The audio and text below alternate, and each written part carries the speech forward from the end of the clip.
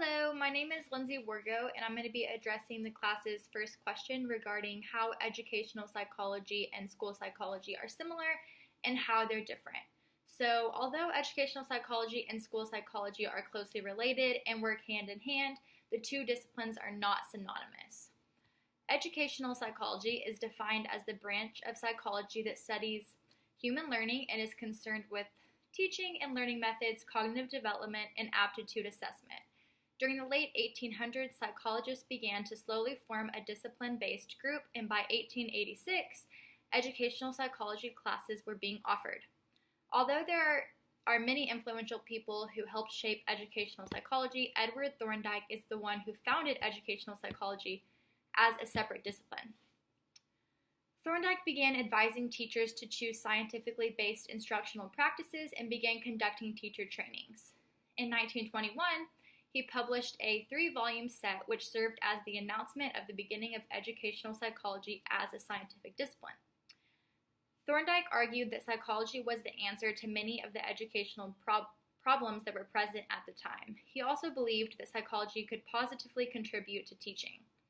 Although there was a period of debates and criticism regarding the field, educational psychology addressed these challenges and has significantly grown and changed over the years. APA defines school psychology as a general practice and health service provider specialty of professional psychology that is concerned with the science and practice of all ages of learners.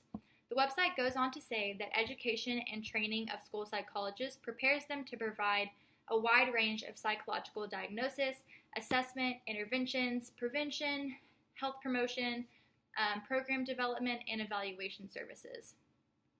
During the turn of the 20th century, there were many changes and laws implemented in the school systems which resulted in a need for expertise regarding attendance, guidance, health, psychology, social, speech and hearing, and special education classes. This is where school psychologists came in, although the term school psychologist was not actually used until after 1910. So as new and portable technologies were developed, school psychologists were able to easily move from school to school, which resulted in a significant increase of school psychologists being hired as full-time employees of school districts. In the early years, the profession was centered around testing children to determine eligibility, primarily based on IQ scores. So as the schools began to acknowledge IQ tests as effective tools for identifying special needs, the number of school psychologists greatly increased. Although school psychologists today still perform cognitive assessments and determine special education eligibility, they have greatly widened the scope of their services and rely on much more than solely IQ scores when diagnosing and making recommendations. In 1968, school psychology was recognized as a new examination area by ABPP, and the doctoral programs were accepted for accreditation by APA. Later, school psychology was actually the first specialty to be recognized based on CRSPP recommendations. So now that we have some background information on what educational and school psychology is and how the fields emerge, I want to discuss the major similarities and differences between the two. So both professions work together to improve academic situations for all students, and they typically focus on the same types of topics and issues. They also go through similar trainings and courses when obtaining their degrees. However, school psychology is more narrow and specialized.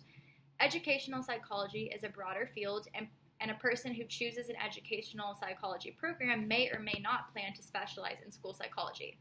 The two professions also have very similar goals and purposes, including the intention of creating effective learning environments, improving teaching methods and instruction, and understanding the way in which children best learn. However, the way they accomplish these goals is much different. So while an educational psychologist focuses on studying and researching human learning processes as a whole, the school psychologists are typically placed in the learning environment to address specific needs of specific children.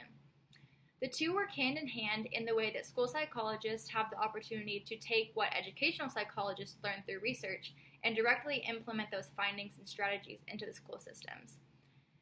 The list of services also varies significantly as well. So for example, the work of an educational psychologist may involve developing programs, curriculum, learning aids, teaching aids, and classroom setups, where in contrast, a school psychologist can typically be found assisting with crisis management, consultation, special needs policies, special education testing, implementing interventions, and so on.